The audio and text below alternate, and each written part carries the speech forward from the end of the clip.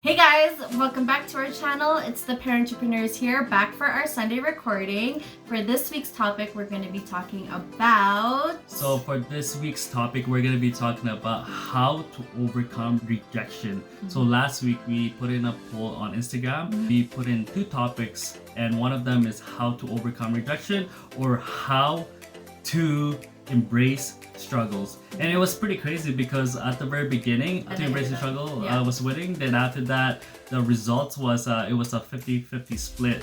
So what we're gonna do and you forgot to mention, it was actually one of our most highest voted polls. Yeah, like that was the largest amount of people that we saw voted. Yeah, so a lot of people are really interested on the two topics that we're going to be talking about. So what we're going to do is we're going to create two-part series. So for today's video, we're going to be talking about rejection. So for next week, we're going to be talking about the struggles and how to overcome that. Before we get started, don't forget to like our YouTube video. Don't forget to like us on all of our social media platforms, so Instagram, Facebook, and YouTube. It'll help us go up on the social media algorithm.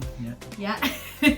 Don't forget to hit the notification bell to be notified of all of our videos that are upcoming and that you get a notification right when we upload. Yeah. Let's get started. The first thing that you want to do is realize that rejection is okay. Yeah. Like it's a part of normal everyday life. Yeah, so think about this, guys. So once you get rejected, you have to kind of process what actually happened and kind of internalize that this specific incident or this specific experience is only temporary. And if you can experience that, then the more that you'll realize that rejection is part of the process. Yeah, and at first it's gonna hurt, right? And it's gonna sting. You might be like mopey for a couple days. I know, like when it comes to my own personal experiences, when I get rejected, whether it comes to a job opportunity or a business opportunity, it hurts. Yeah. Like there's no denying it. But at the same time, you gotta take that pain, you gotta let it be a part of your growth, because having this experience will help you grow in the future. Yeah, so and also like what Camila and I always think of, one door closes, then there's other opportunities, other doors that will open up in your life. So maybe it's kind of like destiny that that specific door closed or that rejection happened because there's something bigger that's gonna happen in your life. Yeah, and it's just like a normal process, right? And it's not going to be permanent. It's kind of like when you get cut, right?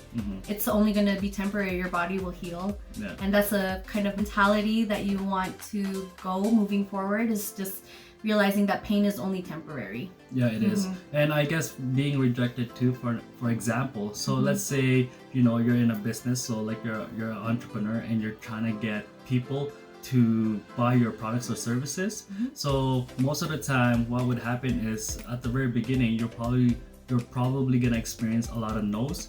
Then what's gonna happen is you're gonna actually maybe adapt to it, and it's basically a numbers game. So let's say you try to reach out to 100 people, and most likely if it's a numbers game, then maybe one of them you might close a deal. And you just gotta have to think about it that way, that maybe you're getting 99 no's, but eventually you'll get one to say yes. And that's going to be like your life-changing experience, right? It could be the one deal or one opportunity that changes everything in your life and makes it better. So you just have to be optimistic. Just because you get so many no's doesn't mean that there's no yeses. So just keep positive, guys.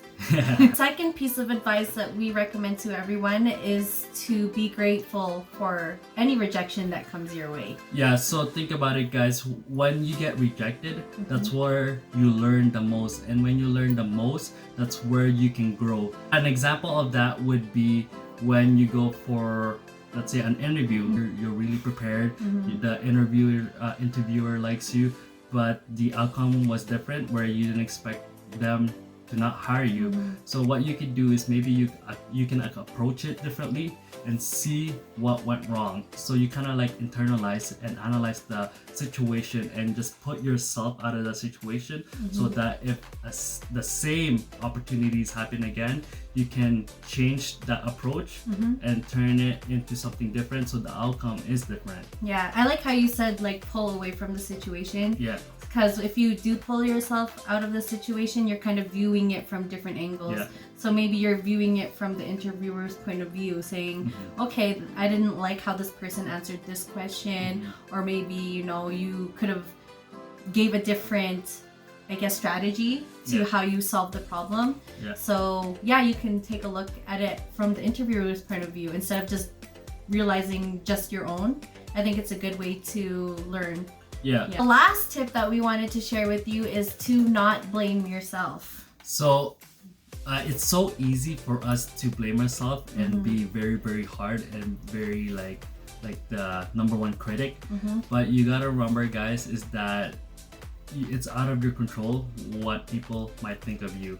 So the only thing that you have to think about is, okay, how can I learn from this experience? What do I need to do in the future so that it doesn't affect me as much? So using that rejection as a fuel to motivate you can go a long ways, because I know even for me, when I was going through the whole interview process after I was done my practicum, I had to look for a job, and I was just getting rejected and I'm like, okay, what am I doing wrong? Like, there must be something wrong with me. They don't like how I do things, or maybe they just don't like me as a person. I don't know what it is, but I took it in an approach to say, okay, I just need to reevaluate how I'm doing things. And that's when I asked my Francis, like, okay, I know you're good at interview. What can I do to improve myself? And he actually offered to do the STAR method. Yeah. So that's like a strategy used to kind of answer questions in an interview situation. Yeah. And I never even thought about doing that, but because I asked and I asked for help, I was able to turn that around, and then within a week I was able to get a job. So you gotta kind of reevaluate the way you do things. You have to look at different strategies. Like, it may not be just about you, but maybe just how you approach the situation. Yeah, so and that's so key, is that you have to change your approach, because it's so easy, like what we were saying, it's so easy to blame yourself, like, oh, okay, what's wrong with me? What am I doing wrong? But it's actually the approach that you're taking that will change the outcome. So another example that we could even talk about is with our business, Memorable Creation. When we were trying to acquire as much vendors as we can, so we put in a lot of time to meet with all our vendors, and most of the time, or I would even say maybe like 50% of the time, it doesn't work out. And what would happen is we would basically use all those resources, and you know, we thought that it would be a good partnership, but something happens along the way where nothing materialized, and we thought that, is it because something that we did, or is it our personality? So we were blaming ourselves, but actually what happened was that, you know, maybe for them, they didn't see the value in just partnering up with us. So what I'm trying to say is that don't take things personally. Just let it ride out, and if it doesn't work out, move on to the next one, because like what we said at the very beginning, there's gonna be many doors that will open up, so that you can do a lot more things, bigger things in the future. Yeah, and I also like how you said don't take things personally, because for me, I'm the type of person who's technically an empath. So for me, I'm really emotional, and when it comes to rejection, like, I cry. And I don't take it really lightly, and it's kind of hard to put that aside. Like, don't let the personal issues come into play. But as a business owner, you have to be very professional, because if you let emotions take a hold of you, it doesn't look good to other people, and the perception of you might, you know, go down.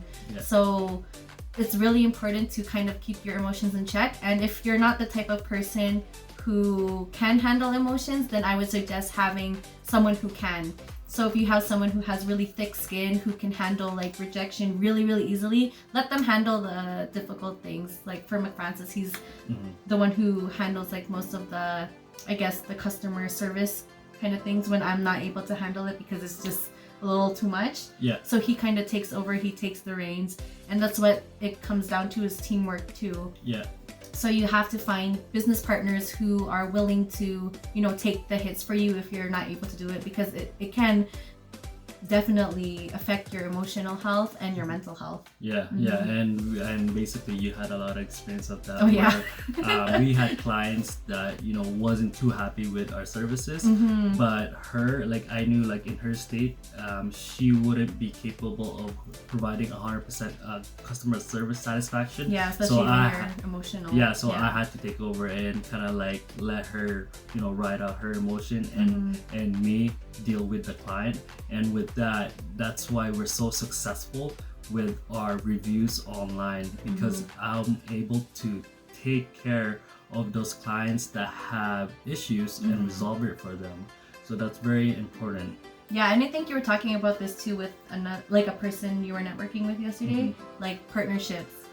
Like being able to accommodate what the other person's weaknesses is. This is one key advice that I'll learn from my mentor and Camille also too, is when you go in business, don't go in business with somebody that already has the same strength as you. Go in business with somebody that has your weakness so that you can complement each other.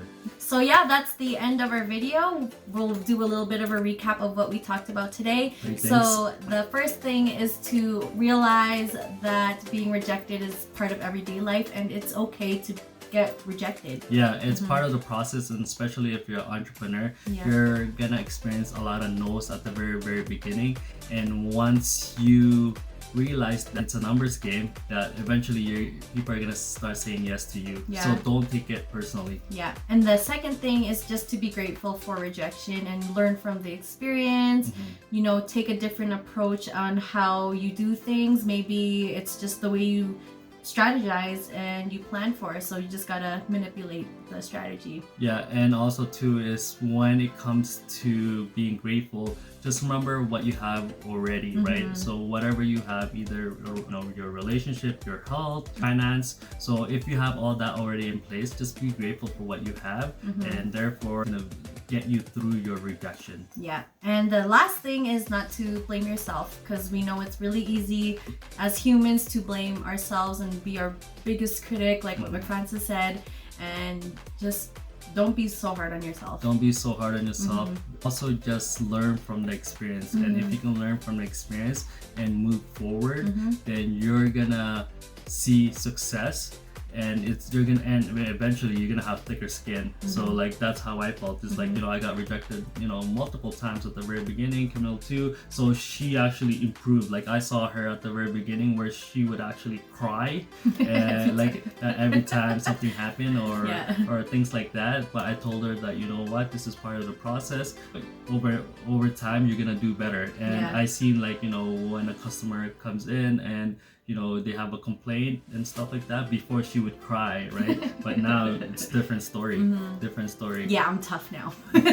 Don't mess with me. Yeah, that's pretty much it. As always, please subscribe to our channel. Button is below. Hit the notification bell. Like our Facebook, like our Instagram. Follow us on Instagram especially, because that's where we put out our polls, and you can have a chance to have a say in what we do. But for next week, we will be talking about how to embrace struggle. Right? Yeah, how to embrace struggle. And yeah, that's gonna be exciting. Yeah, I think this is gonna be a good one, because we're gonna also incorporate our life experience, and if you guys don't know our background, you'll get to know a little bit more. As always, we'll see you next week. Bye. Okay.